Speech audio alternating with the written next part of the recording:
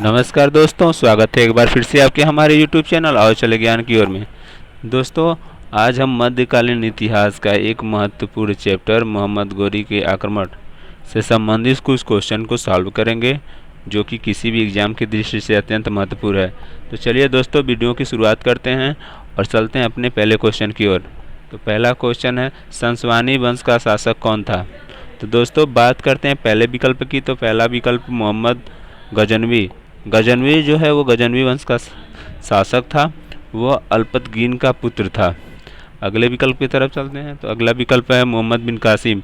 दोस्तों, मोहम्मद बिन कासिम 712 ईस्वी में भारत पर सफल अरब आक्रमण करने वाला प्रथम आक्रमणकारी था। अगला विकल्प है मोहम्मद गोरी। तो दोस्तों, इस क्वेश्चन का जो सही विकल्प है, जो करेक्ट आंसर है, वह है मोहम्मद गोरी। मोहम्मद गोरी ही संसवानी वंश का शासक था। अगला विकल्प है अल्पतगीन। दोस्तों, जो अल्पतगीन था वो मोहम्मद गजनवी का नाना था और वो गजनवी वंश का संस्थापक था। अगले क्वेश्चन की ओर चलते हैं। अगला क्वेश्चन, मोहम्मद गोरी ने भारत पर पहला आक्रमण कब किया? तो दोस्तों, बात करते हैं पहले विकल्प की। तो पहला विकल्प है 1175। दोस्तों, इस क्वेश्चन का जो सही विकल्प है वो है 1175 ही। तो इस तरह से हमारा पहला विकल्प सही है। बाकी के विकल्प के बारे में थोड़ी सी बात कर लेते हैं। तो अगला विकल्प है 1178। तो दोस्तों, 1178 में गुजरात पर मोहम्मद गोरी ने आक्रमण किया, बट उसको वहाँ पे भीमसेन द्वितीय से पराजय देखना पड़ा। तो इस तरह से उसका मोहम्मद गोरी का भारत में प्रथम पराजय जो हुआ था वो 1178 में हुआ था। अगले विकल्प की तरह चलते हैं। 1191। 1191 में मोहम्मद गोरी और पृथ्वीराज चौहान के बीच, जिसको हम पृथ्वीराज तृतीय के नाम से भी जानते हैं, के बीच युद्ध हुआ था तराइन के मैदान में, जहां पर पृथ्वीराज चौहान की विजय हुई थी और मोहम्मद गोरी की हार हुई थी। अगले विकल्प की तरफ चलते हैं। तो अगला विकल्प है 1192। 1192 में मोहम्मद गोरी और पृथ्वीराज चौहान के बीच फिर से तराइन के मैदान में युद्ध हुआ था। इसको हम तराइन के द्वितीय युद्ध के नाम से भी जानते हैं। इस युद्ध में मोहम्मद गोरी की विजय हुई थी और पृथ्वीराज चौहान की हार हुई थी। अगले क्वेश्चन की ओर चलते हैं। अगला क्वेश्चन है, मोहम्मद गोरी ने 1778 में किस शासक के खिलाफ आक्रमण किया था? तो हम बात करते हैं पहले विकल्प की। तो पहला विकल्प है भीम प्रथम। दोस्तों, आपको पता होगा, पिछले वीडियो में हमने आपको बताया है कि 1025 में सोमनाथ मंदिर पर जब मोहम्मद गजनवी ने आक्रमण किया तो उस समय उसका सामना भीम प्रथम से हुआ था। अगले विकल्प की तरफ चलते हैं। तो अगला विकल्प है जयपाल। जब मोहम्मद गजनवी के पिता सुप्तगीन ने भारत पर पहली बार तुर्क आक्रमण किया था तो उसका सामना जयपाल से हुआ था। जयपाल बार बार आक्रमण से परेशान आकर उसने क्या कर लिया था? आत्महत्या कर लिया था। अगला विकल्प है पृथ्वीराज चौहान। तो पृथ्वीराज चौहान और मोहम्मद गोरी के बीच जो युद्ध हुआ था वो 1191 में हुआ था। इस तरह से ये भी विकल्प सही नहीं है। अगले विकल्प की तरफ चलते हैं। अगला विकल्प है भीम द्वितीय। तो दोस्तों, इस क्वेश्चन का जो सही विकल्प है वो भीम द्वितीय है। भीम द्वितीय ने ही 1178 में गुजरात में का जो शासक था उसने मोहम्मद गोरी को भारत में पराजय किया हुआ था। अगला है, मोहम्मद गोरी भारत में प्रथम आक्रमण कहाँ किया? तो हम बात करते हैं मोहम्मद गोरी के भारत में प्रथम आक्रमण का। तो मोहम्मद गोरी ने भारत में प्रथम आक्रमण मुल्तान के खिलाफ किया हुआ था। मुल्तान में किया हुआ था। अगला विकल्प है गुजरात।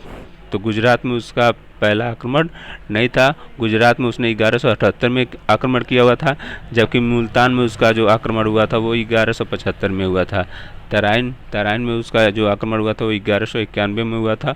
और सिंध पर मोहम्मद बिन कासिम ने आक्रमण किया हुआ था, मोहम्मद गोरी ने नहीं। तो इस तरह से इस क्वेश्चन का जो करेक्ट आंसर होगा वो पहला ऑप्शन होगा, मुल्तान। अगले क्वेश्चन की तरफ चलते हैं। तो प्रथम बार भारत में मोहम्मद गोरी को किसने पराजित किया? तो दोस्तों, अभी हम आपको ऊपर बता चुके हैं इसी वीडियो में कि प्रथम बार मोहम्मद गोरी को भारत में भीम द्वितीय ने पराजित किया। चलिए अब बाकी विकल्प के बारे में देख लेते हैं। तो पहला विकल्प है भीम प्रथम।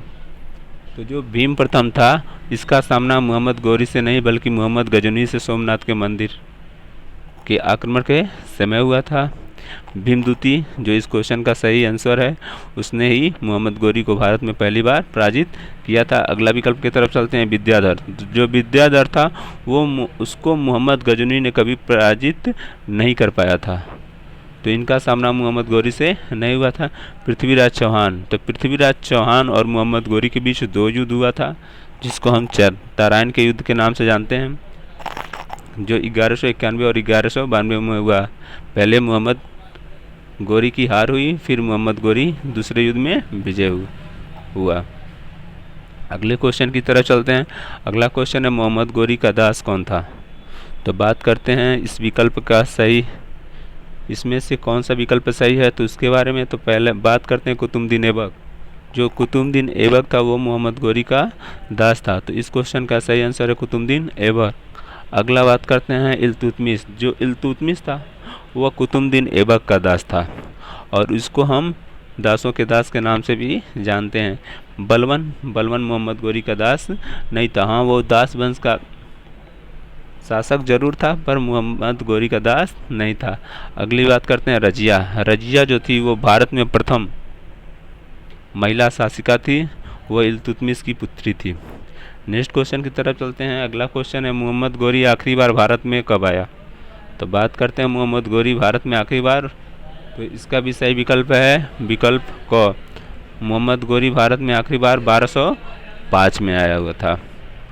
1206 में उसकी मृत्यु हुई थी, और 1175 में उसको भीमसेन द्वितीय ने पराजित किया हुआ था, और 1778 जो कि मोहम्मद गौरी से संबंधित है ही नहीं।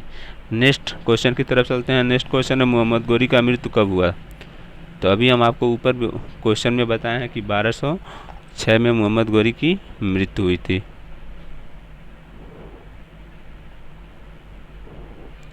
तो चलिए पहले बात करते हैं पहले ऑप्शन की। तो पहला ऑप्शन है 1030 यानी 1030। तो इसमें मोहम्मद गौरी की नहीं बल्कि मोहम्मद गजनवी की मृत्यु हुई थी। अगला विकल्प है 1206। तो 1206 में मोहम्मद गौरी की मृत्यु हुई थी।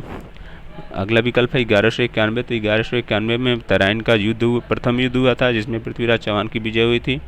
और अगला विकल्प है 1194। तो 1194 में जयचंद और मोहम्मद गौरी के बीच चंदवार का युद्ध हुआ था, जिसमें मोहम्मद गौरी की विजय हुई थी और जयचंद मारा गया था।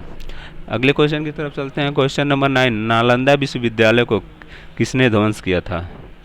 ये बहुत महत्वपूर्ण क्वेश्चन है। नालंदा विश्वविद्यालय जो बौद्धकालीन का एक विश्व प्रसिद्ध विश्वविद्यालय था, उसको मोहम्मद गौरी के एक दास जिसका नाम था बख्तियार खिलजी, उसने क्या किया था, उसको ध्वंस कर दिया था। तो हम बात करते हैं पहले विकल्प की। तो पहला विकल्प है बख्तियार खिलजी, जो इस क्वेश्चन का करेक्ट आंसर है बख्तियार खिलजी। बात करते हैं अगले विकल्प। अगला विकल्प है कुतुबुद्दीन ऐबक। कुतुबुद्दीन ऐबक भी मोहम्मद गौरी का ही दास था, वह दिल्ली का शासक बन गया, और ये बख्तियार खिलजी था वो दिल्ली को छोड़ के बंगाल के क्षेत्र में चला गया। बंगाल के क्षेत्र में जाने के समय उसका जो सामना हुआ था बंगाल के शासक लक्ष्मण सेन से। उसने लक्ष्मण सेन को पराजित कर बंगाल में अपनी सत्ता स्थापित की। मोहम्मद गजनवी ने नालंदा विश्वविद्यालय को नहीं बल्कि सोमनाथ मंदिर को लूटा था।